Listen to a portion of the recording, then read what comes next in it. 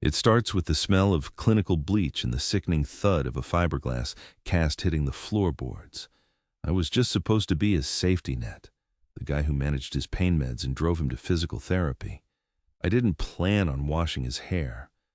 I definitely didn't plan on falling in love.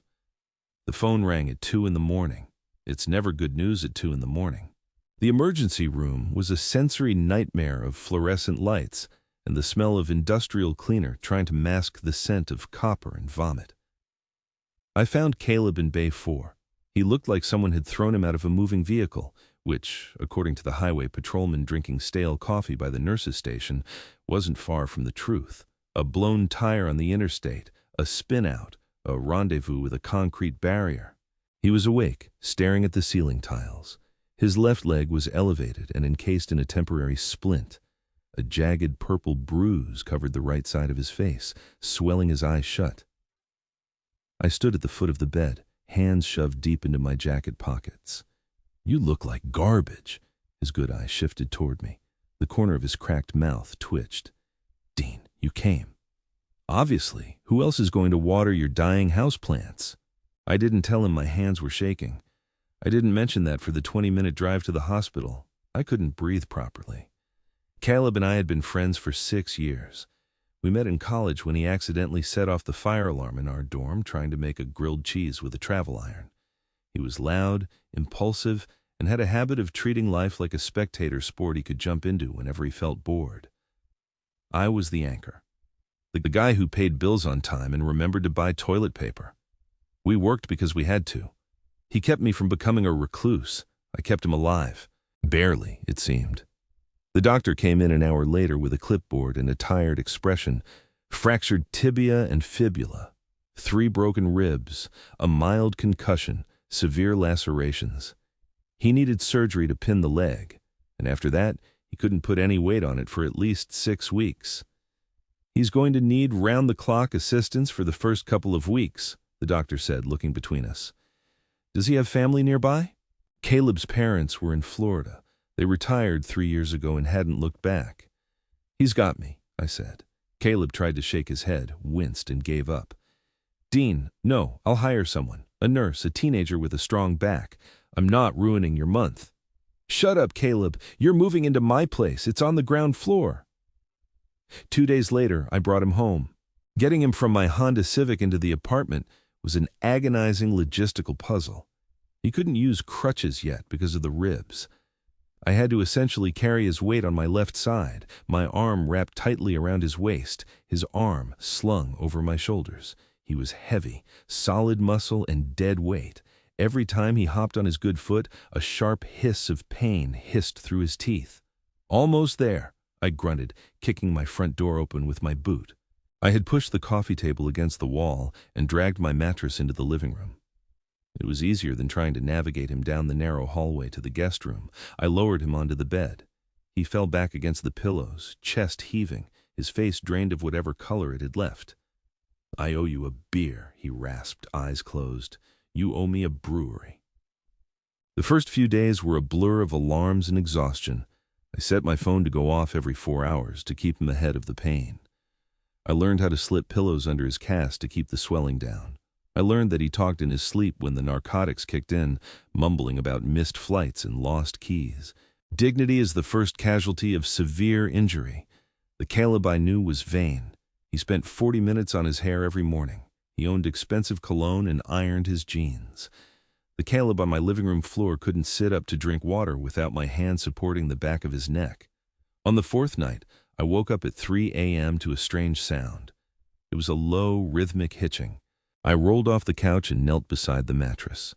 The street lamp outside cast a pale yellow glow across the room. Caleb was awake. His arm was thrown over his eyes, and his shoulders were shaking. "Hey," I kept my voice low. "Pain getting bad?" He didn't answer. He just shook his head, keeping his arm firmly over his face. I didn't know what to do. I was a fixer, not a therapist. I dealt in spreadsheets and logic. But the sound of him crying, trying so desperately to hide it, cracked something open in my chest. I sat cross-legged on the floor next to him. "I have to pee," he whispered finally, his voice thick and broken. "And I can't get up. I can't even get to the damn bathroom, Dean. I feel like a piece of meat. You're not a piece of meat. I reached out, my hand hovering for a second before I rested it heavily on his uninjured shoulder. He was warm. You're just banged up. It's temporary. I hate this. I hate you having to see me like this. I don't care, I said, and I meant it. I'm right here. Come on, up we go. I hoisted him up. The awkwardness was gone. The embarrassment didn't matter. There was just the physical reality of keeping him upright, the slide of his arm around my neck, the weight of him leaning entirely on me. We shuffled to the bathroom in the dark. I waited outside the door, staring at the peeling paint on the hallway trim. My shoulder still felt the heat of where he had leaned against it. I shoved the thought away. He was my best friend. He was bleeding and broken. That was the only thing that mattered. Weeks 2 and 3 morphed into a monotonous, gritty routine. My apartment smelled perpetually of menthol muscle rub, stale coffee, and antibacterial soap. Caleb's ribs were slowly knitting back together, which meant he could manage crutches for short bursts. But the leg cast was a massive, clunky anchor. The pain meds made him lethargic and irritable. We bickered over stupid things, the volume of the television, how much ice went into his water, whether or not it was acceptable to eat pizza for breakfast 3 days in a row. It was normal. The bickering was a safe, familiar language. What wasn't familiar was the silence that settled between us when the television was off. By the end of the second week, Caleb was losing his mind over his own hygiene. Sponge baths with wet wipes were cutting it for the first 10 days, but the man was practically climbing the walls. I itch, he announced one Tuesday afternoon, glaring at the ceiling from his spot on the floor mattress. My scalp feels like it's coated in wax. I need a shower, Dean, a real one, or I'm going to throw myself out the window. You wouldn't clear the sill, I replied, not looking up from my laptop. I was supposed to be working remotely, but my screen had been displaying the same email for 20 minutes. Dean, please. I looked at him. His hair, usually a perfectly styled mess, was flat and greasy. His jaw was covered in a thick, patchy scruff. The bruised, battered skin around his ribs looked yellow and green now. I sighed, closing my laptop. Fine. But if you slip and crack your skull open, I'm rolling you into the hallway and letting the landlord deal with it. Preparing for the shower felt like prepping for a military operation. I dragged a heavy plastic lawn chair from the patio and scrubbed it clean before wedging it into my walk-in shower. I wrapped his heavy leg cast in 2 heavy-duty garbage bags, sealing the top with waterproof medical tape. Ready? I asked, standing by the bathroom door. He hobbled in on his crutches, wearing a pair of loose gym shorts. He stopped in front of the sink, leaning heavily on the crutches, out of breath. Yeah, let's do it. I took the crutches as he pivoted awkwardly, grabbing the towel bar for support, and lowered himself onto the plastic chair. He pulled the gym shorts off and dropped them onto the floor. I averted my eyes out of habit, reaching into the shower to turn on the water. I adjusted the temperature, testing it against my wrist. Good? Yeah. I grabbed the detachable shower head. Lean forward. He did. The water hit his back, sluicing over the sharp ridges of his spine, washing away days of sweat and medical ointment. I kept my focus strictly on the task, left hand holding the shower head, right hand grabbing the bottle of shampoo. Here, I said, offering him the bottle. He lifted his arms, but a sharp wince crossed his face. Reaching up, pulled at his bruised ribs. He dropped his hands back to his lap, looking defeated. I can't. It pulls too much. The bathroom was filling with steam. The mirror was already fogged over, blurring the harsh lines of the room. I got it, I said quietly. I poured a pool of shampoo into my palm. It smelled like cedar and mint. I stepped a little closer, my sneakers getting soaked by the spray bouncing off the tiles. I reached out and pressed my hands into his hair. He let out a long, shaky exhale as my fingers worked the soap into his scalp. His neck was tense beneath my palms, cords of muscle tight and rigid. I moved methodically, scrubbing the crown of his head, massaging the tension at the base of his skull. Feel better? I asked, my voice sounding strangely loud over the rush of the water. Yeah, he murmured, His eyes were closed. His head fell back slightly, leaning into the pressure of my hands. It was a purely practical act. It was clinical. It was necessary. But as I rinsed the soap from his hair, watching the white suds spiral down the drain, I felt the sudden, terrifying shift in my own chest. My hands moved down to his shoulders, grabbing the bar of soap to wash his back. The skin was hot under the water, slick and firm. I mapped the geography of his spine with my knuckles, avoiding the ugly bruises painted across his ribs. He wasn't saying a word. The usual sarcastic banter, the constant noise that defined our friendship. It was completely gone. "Nadine," he said, his voice barely cutting through the sound of the shower. "Yeah? You missed a spot." I stopped. My hand was resting flat against the middle of his back. I could feel the steady thumping rhythm of his heartbeat beneath his ribs. I looked down at him. He had opened his eyes and turned his head slightly to look at me over his shoulder. Water dripped from his eyelashes. There was no joke in his expression, no cynical punchline waiting to be delivered. The gratitude in his eyes was heavy, but there was something else underneath it. A sharp, clear focus that pinned me entirely to the spot. He was looking at me like he was seeing me for the very first time. My breath hitched. I pulled my hand back quickly, grabbing the shower head. "Right, sorry." I rinsed his back, my movements jerky and fast. The careful gentleness from a moment ago entirely evaporated by the sudden spike of adrenaline in my blood. I turned the water off, grabbed a towel from the rack, and thrust it toward him. I'll wait outside. Holler when you're dry enough to stand." I didn't wait for him to answer. I practically bolted from the bathroom, pulling the door shut behind me. I leaned back against the cool wood of the door, staring at the opposite wall of the hallway. My heart was hammering against my ribs. My hands, wet with warm water and smelling faintly of cedar, were shaking again. I was a cynic. I didn't believe in sudden cinematic realizations. I believed in boundaries and logic and protecting the few good things in my life from getting ruined by messy emotions. Caleb was my best friend, the guy who drank too much on a Tuesday and left his socks on my couch. But standing in the hallway, listening to the rustle of the towel on the other side of the door, I couldn't lie to myself anymore. I didn't just want to take care of him. I wanted him, and that was going to ruin absolutely everything. The air in the apartment changed after that day. It felt heavier, thicker, like breathing through cotton. I spent the next week retreating into my job. I bought noise-canceling headphones and wore them at the kitchen table, even when nothing was playing. I stared at spreadsheets until the numbers blurred into gray lines. I was a coward. I knew it. But the alternative was looking Caleb in the eye and admitting that the foundation of our entire friendship had fundamentally shifted while I was washing the soap out of his hair. I instituted a new routine, a cold, efficient system.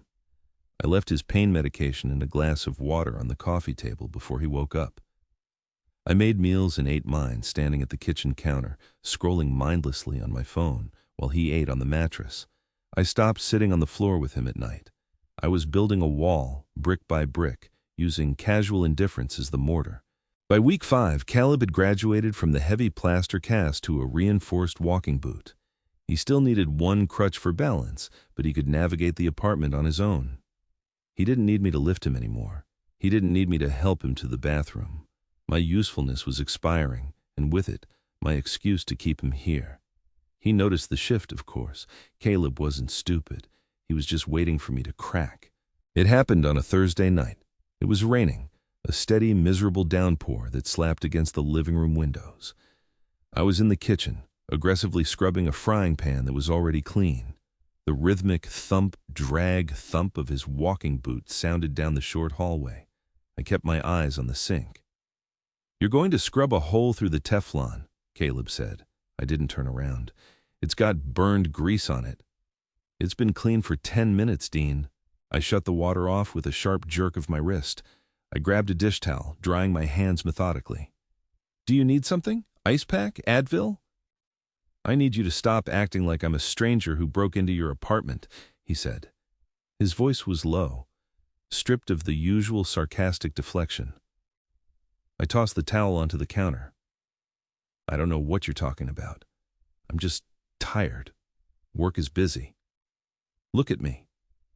I'm looking at you, I lied, staring at the coffee maker. Dean, look at me. I finally turned. He was leaning against the door frame, his bad leg extended slightly in front of him. The yellow and purple bruises on his face had faded into a sickly green, and his jaw was covered in a thick, dark beard he hadn't let me help him trim. He looked exhausted. He looked angry. You haven't looked me in the eyes since you gave me a shower last week, Caleb said, his gaze pinning me to the linoleum. You leave the room when I enter it. You talk to me like I'm a telemarketer. What did I do? You didn't do anything. I crossed my arms, defensive. You're getting better. You don't need me hovering over you 24/7 anymore. I'm just giving you space. I didn't ask for space. He pushed off the door frame, taking a clumsy step forward. He wobbled, his hand grabbing the edge of the kitchen island to steady himself. I instinctively stepped forward to catch him, my hands reaching out before my brain could stop them. I grabbed his forearms. He was solid, warm, and tense. We froze. I was standing exactly 3 inches from him. I could smell the mint toothpaste he'd just used. I could see the tiny, jagged scar above his left eyebrow from a bike accident when he was a kid. My hands were wrapped tightly around his arms, and his hands had come up to grip my wrists. See, he breathed, his chest rising and falling heavily. You do this. You pull me back from the ledge, and then you run away. Why are you running away, Dean? Because you're leaving. The words spilled out before I could bite them back.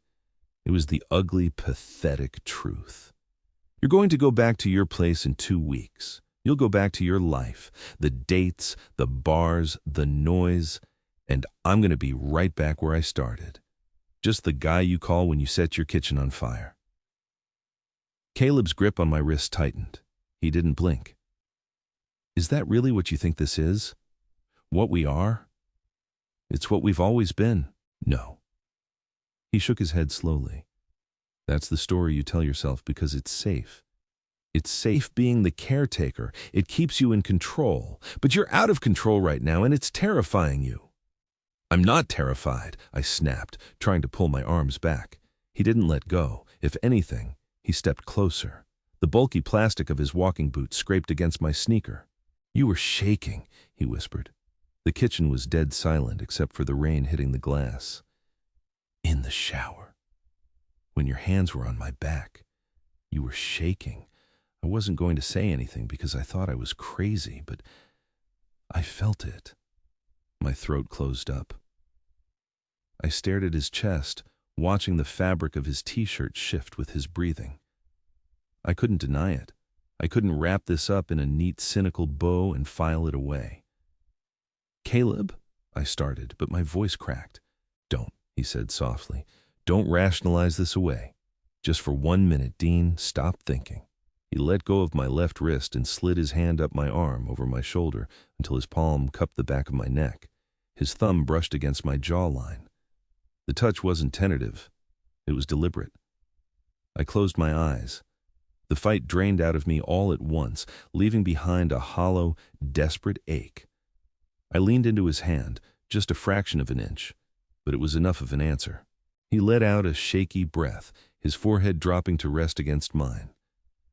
We stood there in the middle of this kitchen, surrounded by dirty dishes and the hum of the refrigerator, entirely anchored to one another. I'm not going back to how it was, he murmured against my skin. I can't. Okay, I whispered back. Okay. The following Saturday was moving day. Caleb's doctor had officially cleared him to return to his own apartment. He could put full weight into the boot, and the ribs were mostly a dull ache rather than a sharp agony. We had spent the last 9 days in a strange, suspended reality. The tension hadn't vanished. It had mutated. It morphed into lingering touches when passing in the hallway, legs tangled together on the couch while watching television, and quiet, loaded conversations in the dark. But we hadn't talked about the logistics of after. I was packing his duffel bag in the living room. I folded his t-shirts with mechanical, rigid precision, stacking them neatly next to his shaving kit. Every zip of the bag felt like a countdown. Caleb was sitting on the edge of the coffee table watching me. He was dressed in actual jeans, cut up the side to accommodate the boot, but still, real clothes. He looked like himself again. "You're packing that awfully fast," he remarked. I shoved a pair of socks into the side pocket. "I want my living room back. The mattress on the floor is ruining the feng shui." "You don't believe in feng shui." "I believe in walking to the kitchen without tripping over a blanket." I grabbed the zipper and pulled it shut with a sharp, definitive rip. "There, done. Your brother's bringing his truck at noon?" "Yeah." Caleb didn't move. He just stared at the duffel bag. I stood up, wiping my palms on my jeans. I felt restless. My skin felt too tight. "I'll help you carry this down. You should probably make sure you have all your chargers. I think one is still plugged in behind the nightstand." I turned to walk toward the bedroom, but Caleb caught the belt loop of my jeans. He pulled, forcing me to stop and turn back around. "Stop," he said. "I'm just trying to make sure you don't leave anything. I don't want to go." The words hung in the air, heavy and blunt. I looked down at him. "Your lease is paid through the end of the year, Caleb. Your bed doesn't require a plastic chair to take a shower. You have to go." I didn't say I didn't have to. I said I don't want to. He reached up, grabbing my hand and pulling me a step closer. He looked up at me, stripping away every ounce of his usual armor. "I hate my apartment. It's too quiet, and you're not there." I swallowed hard, trying to keep the panic out of my voice. "We live 10 minutes away from each other. I'll still come over. I still have to water your stupid plants." "Dean," he tugged my hand again, harder this time. "Stop managing the situation. Stop trying to schedule us." "Then what do you want me to do?" I finally snapped, the frustration bubbling over. "You want me to beg you to stay? You want me to tell you that the thought of you walking out that door makes me want to put my fist through drywall? Because I do. But I'm not going to be the guy who trapped you here because you felt grateful I took care of you." Caleb stood up. He winced slightly as his weight settled on the boot, but he didn't waver. He stepped directly into my space, forcing me to tilt my head back slightly to look at him. "You think this is gratitude?" he asked, his voice rough. "I think you were broken, and I was here." "I was broken," he agreed. He dropped my hand and brought both of his hands up to grip my face. His palms were warm, his fingers slightly rough. "And you were a massive pain in the ass. You nagged me. You fed me terrible oatmeal. You looked at me like I was a burden. I never—" "But you stayed," he interrupted, his thumb sweeping over my cheekbones. "You didn't flinch when I was a mess. You didn't leave when I was crying at 3 in the morning because I couldn't walk. I don't want you because you took care of me, Dean. I want you because you're the only person in the world who sees exactly how messed up I am and stays anyway." He didn't give me time to argue. He leaned down and kissed me. It wasn't a gentle cinematic kiss. It was desperate and a little clumsy. Our noses bumped, his beard scratched against my chin. But the moment his mouth pressed against mine, my brain finally shut off. I grabbed the front of his shirt, pulling him flush against me. My hands found their way to his waist, anchoring him to me as he backed me up against the edge of the couch. He tasted like coffee and something uniquely him. I kissed him back with weeks of pent-up, terrifying aggression, pouring every ounce of the unspoken fear and relief into the grip I had on his shirt. He let out a low groan against my mouth, his hands sliding from my face into my hair, pulling me closer. We broke apart a minute later, both of us breathing hard. My forehead rested against his shoulder. My hands were still gripping his shirt like a lifeline. "You can't stay here," I muttered into his collarbone, my voice lacking any actual conviction. "My couch is ruined." I felt his chest rumble with a laugh. "I'll buy you a new one. We can split the cost." "You're an idiot." "I'm your idiot," he corrected, pressing a quick, firm kiss to the side of my head. He didn't leave at noon. When his brother pulled up in the truck, Caleb went down to the street, leaned against the passenger door, and told him he was extending his stay. I watched from the balcony, a cup of lukewarm coffee in my hand, feeling an unfamiliar, terrifying sense of peace settle in my chest. I was the guy who planned everything, the guy who managed the risks and avoided the fallout. I never planned on him. I never planned on the mess, the blood, or the absolute chaos of falling in love with my best friend. But as Caleb limped back into the apartment, throwing his keys onto the counter and flashing me a bruised, crooked grin, I realized something. Sometimes, the best parts of your life are the ones you never see coming. And sometimes, you just have to let the wreckage settle and see what's left standing in the ruins. If you felt the tension, the unspoken fears, and the raw emotion in Dean and Caleb's story, don't keep it to yourself. Hit that like button to let us know you want more grounded, deeply human romances. Share this video with a friend who appreciates a slow-burn love story that gets real, and make sure to subscribe to the channel so you never miss our next original drama. Your support keeps these stories alive. See you in the next one.